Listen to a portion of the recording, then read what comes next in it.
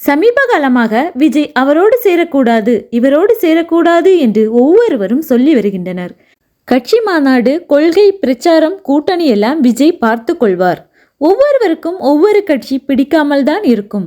ஆனால் நாம் பார்க்க வேண்டியது விஜய் தலைமையில் ஆட்சி மாற்றம் அல்லது அதற்கான ஒரு முயற்சி.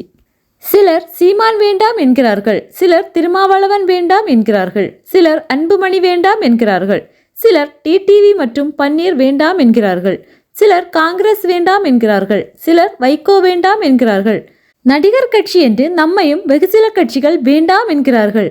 சிறிய கட்சிகள் திமுக அதிமுகவால் விழுங்காமல் இருக்க கூட்டணி வைக்கிறார்கள். இந்த கட்சிகள் சித்தாந்த ரீதியில் பிரிந்திருக்கிறார்கள். அந்த பிரிவினை பயன்படுத்தி ஒவ்வொரு தேர்தலிலும் திமுக மற்றும் அதிமுக லாவகமாக கையாண்டு அவர்களை பிரித்து கூடவே வைத்துக் கொள்கிறார்கள். குறிப்பாக திமுக கடந்த 20-30 வருடங்களில் கூட்டணி இல்லாமல் தேர்தலை சந்தித்ததே இல்லை. திமுகவை எடுத்துக்கொண்டால் அவர்கள் கூட்டணியில் இருக்கும் கொங்கு நாடு மக்கள் தேசிய கட்சியை சமூக நீதி பேசும் திமுக ஆதரவாளர்கள் யாரும் விரும்ப மாட்டார்கள். ஆனால் தலைமை கூட்டணி வைத்துள்ளது. அதற்காக ஆதரவை நிறுத்திவிட்டார்களா என்ன? இல்லை.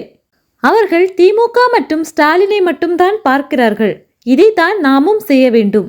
மேலும் இதிலே கவனிக்க வேண்டியது கம்யூனிஸ்டுகளை யாரும் வெறுத்ததை போல் தெரியவில்லை. அவர்கள் நிச்சயம் நம் பக்கம் வருவார்கள். பாஜகவை தவிர யார் வந்தாலும் வரவேற்போம். நமது இலக்கு திமுக மற்றும் அதிமுகவை வீழ்த்த வேண்டும். இந்த புள்ளியில் மட்டும் இணைந்திருப்போம். முதன்மையான பிடித்தலை மட்டும் பார்த்தால் போதுமானது. இரண்டாம் கட்ட பிடித்தலை கவனத்தில் எடுத்துக்கொள்ள வேண்டாம். கட்சியில் பிடித்தவர் பிடிக்காதவர் என்றும் கூட்டணியில் பிடித்தவர் பிடிக்காதவர் எல்லாம் நாம் பார்க்க தேவையில்லை.